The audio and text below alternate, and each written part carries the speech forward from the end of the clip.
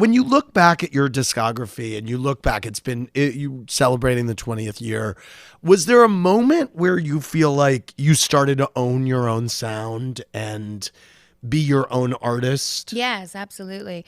I mean, it was definitely for the Stripped record. It was like a coming clean. That's why I named it Stripped, because I was kind of stripping away all the elements that I felt weren't me, or overly trying to be marketed as like, I have a thing about just being in this business, growing up in this business, performing since I was 7. You're surrounded by this industry of older males, and, you end up being, a part of a lot of conversations and things that you're subject to way too early, and you start looking at yourself in a different way. And it takes you a while to shed all of that and to come into your own. And I said before Stripped, I was like, whether I sell 1 or 1 million records at the time, I was like, I have to be who I am. And that's where I birthed, where the fighters birthed themselves and gravitated towards fighter, beautiful, even dirty, just everything that owns who you are, and being unafraid and fearless to showcase that to the world, So then talk to me about the experience then of being so liberated and putting Dirty out and putting yourself out there.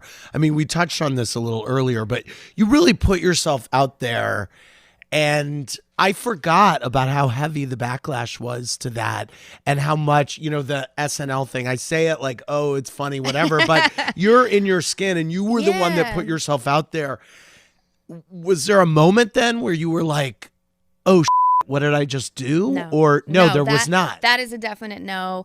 It can be hard, and we're all human, and it's hard to face criticism. It's hard in general to be in the spotlight and be under the scrutiny that you are, especially as a female. But at the time, I would not have had it any other way. I was more interested in getting my voice across, being the voice for other people to accept who they are, and whether it's vulnerable or loud and proud, it's like whatever, owning yourself. So it was very important. It was more important for me to open up conversations about double standards.